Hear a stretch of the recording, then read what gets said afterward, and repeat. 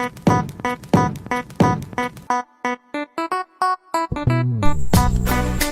evening, K-Poppies. This is your host, Michelle Aubrey. We're here again to survive our K-pop fangirl and fanboy problems. Welcome to Nocturnal Kpoppie.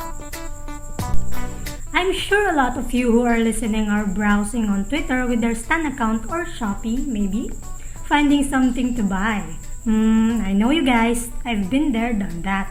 Well, it is okay because this segment will give you the advice that you need with buying and selling for K-pop merch. So stay tuned!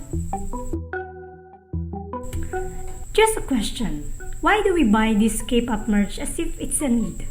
While scrolling through your phone, think about your buying habits of looking for items every day. From Twitter, to Shopee, to Facebook, and sometimes direct from K-pop stores. Ask yourself, why? Why do I buy such things? How does it satisfy me? According to Nana J's post from Quora, buying merch is supporting the artist. Do you agree, K-Poppies? It helps the artist and encourages them to keep doing what they do. It also helps them increase their sales and receive awards. Indeed, Nana J. The design and the goodies, of course! It is exciting to see colorful and aesthetic albums arriving at your house, right? Oops, experience! For me, I love looking at my albums when they are complete. What do you call it? Aesthetics. But sometimes I feel sad that they're just for displays. I don't have a player and I just listen to them on Spotify. That's when I realized that I'm not really a collector type. I ended up selling my collections. There are also cons when buying K-pop merch. Aside from the pages falling apart, there are occasions when the majority of sellers do not properly care for the albums. It's possible that they don't have photo cards or that the album is phony. Yikes! Big mistake for the sellers here, hello! The necessity of making 3 to 5 versions of the same album. Oof! This is so hard! Sometimes there are albums that has 3 to 5 versions and sometimes per member versions. So if your bias group has 10 members, you'd feel the necessity of buying the 10 versions. That must be so hard and expensive. I'm sure some of us K-Poppies experience having debt for buying K-pop merch. There's nothing wrong with this, as long as you pay at the right time. But by scrolling at my Twitter timeline every day, I see circumstances that buyers do not pay shops with their debt. Don't be like that! So a lot of listeners voted for this segment from a recent Twitter poll. Advice for being an impulsive buyer. Sounds like for all of us, including me. How many advice do you want? Let's stay up all night here. User Mochisani gave us a lot of advice. Woo! In this case, we might stay up all night here. Is this from personal experience, Mochisani? Send us a DM. Let's get the ball rolling.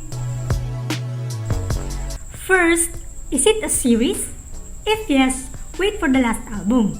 They usually compile many songs over the series into the last one along with the new ones. If not, don't buy it. Oh, that's very nice and makes sense since there are series albums that compile all songs at the last album.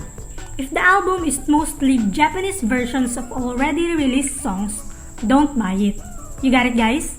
Most Japanese versions of the album are labeled as rare, but they are already at Spotify, Apple Music, or YouTube, so there is no need to buy it. Only if you really like majority of the songs on the album. Like me, I love all the songs in the album by Blackpink, so yeah, I bought it.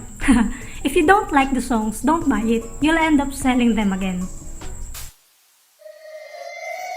For Mochisani, it is better if there are at least 10 songs. Well yeah, that's worth it, I think. The price! Yes, the price. The money you're going to spend. Give yourself a limit. If you say 1,000 pesos, only 1,000 pesos. If it became 1,500, don't buy it. That is too expensive from your budget. There might be someone who will sell it for 1,000. Just wait for it. If there are a lot of versions, only buy one version. Get your favorite concept. You'll end up having the version and happily looking at it. If you buy other versions without liking them, you might end up selling them again. That's a hassle. So our segment right now is full of reflecting. How do you feel right now, Kpoppies? Are you guys reflecting? Ask yourself, how will I see myself being a K-pop fan in 5 or 10 years? Will this be cringe? What are the chances of me throwing them out or donating them? If you still see yourself as a hardcore K-pop fan for 5 years, then that's good. But if not, I think you can just listen to them on social media. The next one depends on the store or the seller. Wait at least 6 months after release so it's cheaper. Wait for other sellers to sell theirs. Second-hand items are cheap, but it's possible they have damage. Remember to ask for pictures of damage. Remember, Kpoppies! Do you have an opportunity to go to a concert? Based on your location, schedule, or income? If no, don't buy a light stick or concert and tour-specific merch. Some companies might be using this just to get the money. Right? If you can open the light stick all the time, like the Astro light stick called the Strobong, that can also serve as a lamp. You can buy that. That's cute and very useful. Don't buy concert DVDs.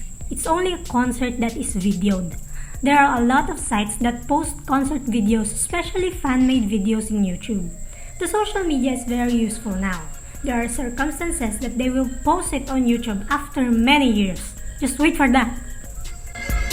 Mochi-sani, I'm getting attacked by your advice. But I must say thank you for this. These are helpful for self-reflection about impulsive buying. Kpoppies! Are you still there? Because I'm not done yet. You want this, right? Let's continue. Only buy practical merch. Yes, such as clothes, bags, towels, blankets, and hair ties. At this point, merch can be useful to you. You can wear them anytime you want. Compare and analyze your favorite eras. Take 2 items you want to buy and keep one. Repeat until you have the one that dominates. Oh, looks like an elimination. There are times that a merch loses its spark to you. When that happens, getting rid of them is easy. I will share some of my experiences and give you my own advice, Kpoppies. Do you want that? Well, you have no choice. Cool down. What is the meaning of that? There are a lot of things for cool down, right? This is simple. You see something that you want, such as a rare photo card or an album you've been wanting to collect. Stop! Wait! Cool down first. Give yourself a week or a month. Save it to your bookmarks. After a week, ask yourself, do I still need it? Maybe or maybe not. You'll realize you don't need it at all, or you can buy it some other time. I always ask myself, where else can I spend my money? Food? Or things that I can actually use? You should ask yourself too before buying a merch. Where else can I spend my money? Maybe you want a Jollibee to reward yourself instead of these albums. That's better for me. I love Jollibee. I saw a weird advice on Reddit when I was browsing last week. Treat the merch announcements as spams or some advertisements that you want to skip. Weird, right? It's hard to teach your brain that. But when we're watching on YouTube, isn't it annoying when there are spams or advertisements? So, it's possible. Set some limits for items you're okay with collecting, and then sort out what you don't actually want. Think of your favorite group. Don't collect any group you just like to collect and end up not liking after months. Ask yourself if you can really use that merch or just collect dust in the shelf. This is so effective. That's it, guys. That's the end of the road. Have you indulged all of our advice? Don't be too stressed. The moment that you think you are impulsively buying, that's a reason to stop. Merch collecting should not be stressful. It should be fun.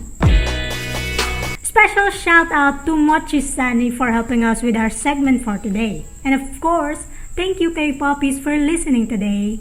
Stop scrolling for merch and go to sleep now. Wait for our next Twitter poll for our next segment. Vote wisely, guys.